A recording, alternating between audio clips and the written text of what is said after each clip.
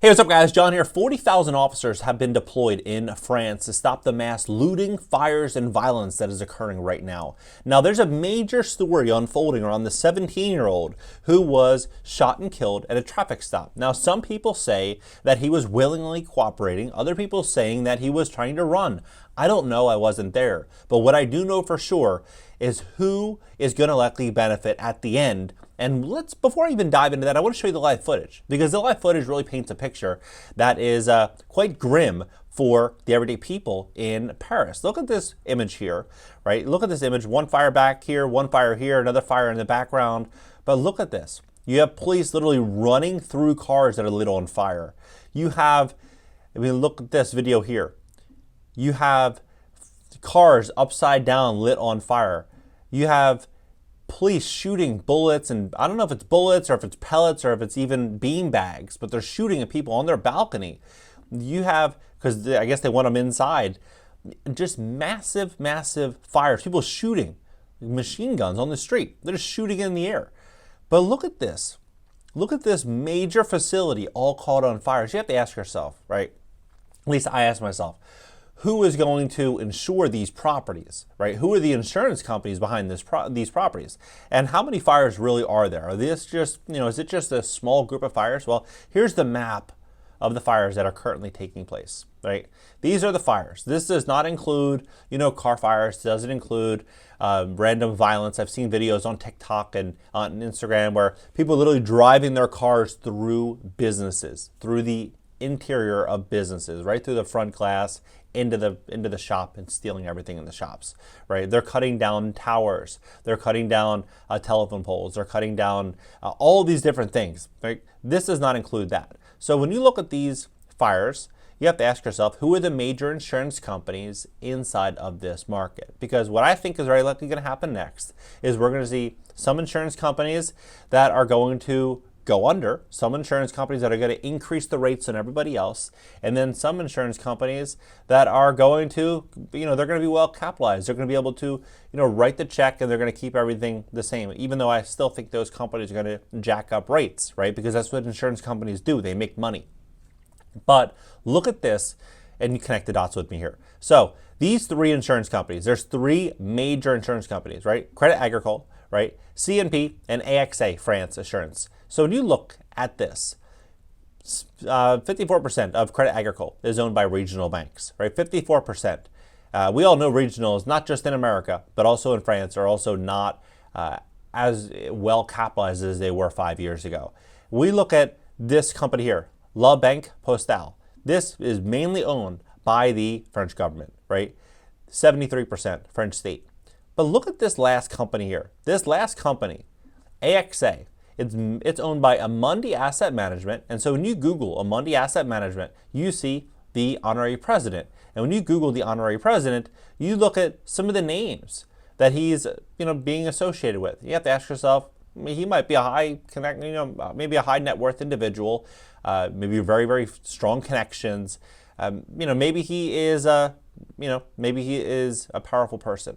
And then you look at this other person here, this other entity below them, right? This company owns about 4.8% of the stock, right? They own 4.8% of the stock. And then you look at this situation here, where investors are coming in and they are rebuilding, right?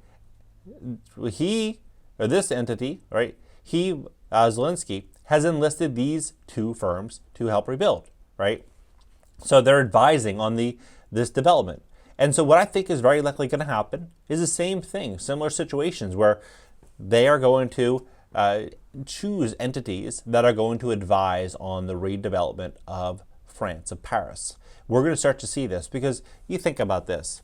If you're an investor or if you are well capitalized and you see a property in Paris that was hypothetically $1 million last year, and now it's $250,000 because of fire damage, because of insurance costs going through the roof, all the uncertainty, all the sellers that simply can't afford to fix up their properties, you'd probably go in there and pick up the property for $250,000 and fix it up yourself, right? Or you would, pay cash for their renovations if you had the budget. Well, if you have large corporations on the sidelines, so much money on the sidelines, and you see a place like Paris, where it was once so expensive, what is likely going to happen? You're going to probably go out there and try to pick up some deals, right? Well, the same thing I believe is going to happen globally. I believe there's going to be large firms that are going to be fighting for those contracts. And when they have those contracts, they're going to be able to rebuild Paris in a way in which they think is going to be better. Now, their version of being better might not be, the everyday version that people in Paris think of would be better, right? Look at this. Look at this city, for example. This is fascinating how this plays out. When you look at this and you click on, and by the way, before I even show you this, I'm going to show you the founders, right, and the partners so you can see how credible this actually is. Major funders, UK government, right, Federal Ministry of the Environment, Nature, Conservation, and Nuclear Safety, right? You have even Ministry of Foreign Affairs of Denmark. So you have large players here. IKEA, George, you got here, FedEx, you have large companies, right? Large entities here. You have Hillary, you have World Bank, you have, these people are connected. Now, when you click on our cities, and then you click on, you go to Europe, and you click on Paris here, and then you scroll down, you click on View City Profile, then you can go to Accelerators, and then you can kind of see some of these changes that they have envisioned for Paris, right? So net zero carbon buildings, and you click on this, and it shows you we pledge to enact regulations and or planning policy to ensure new buildings operate at net zero by 2030. So if you think about this, they have these pledges, right, to hit this target in the next 6.5 years. You have tons of distressed real estate that could potentially be demolished and rebuilt to hit these targets, or renovated based on acquiring these assets for pennies on the dollar, renovating them to meet these standards in advance, and knowing that most of the other people in Paris are not aware that these new regulations are likely to be coming. And so they're going to be hit not only from their local businesses being greatly impacted, the everyday consumers in their markets having less disposable income and having less ability to support these businesses, but you're going to have people that simply just don't have the capital to weather the storm. And so what are they going to do?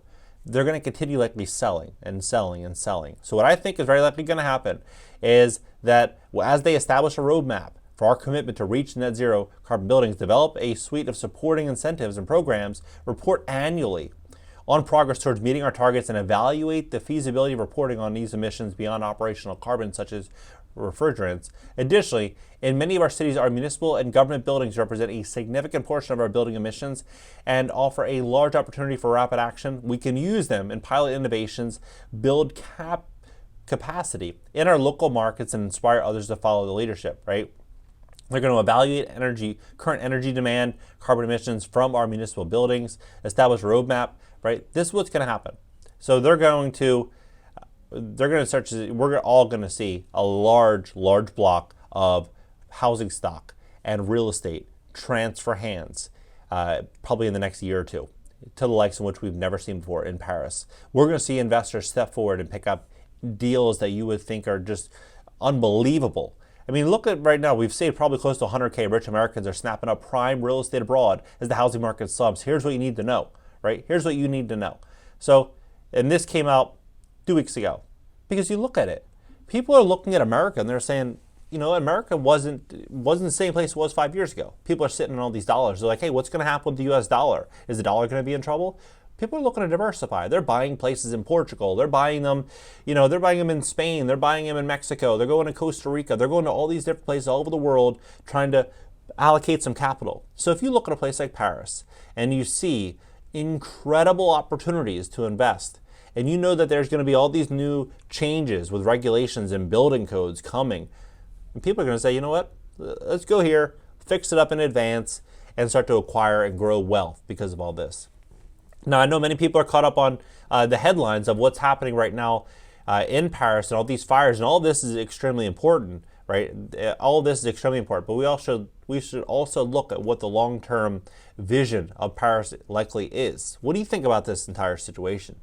Do you think we're going to see what I'm predicting here, which is going to be a massive transfer of wealth and property ownership from people of Paris to large corporations and wealthy Americans and wealthy investors in the years to come because of all this chaos? When you look at this map, you have to ask yourself,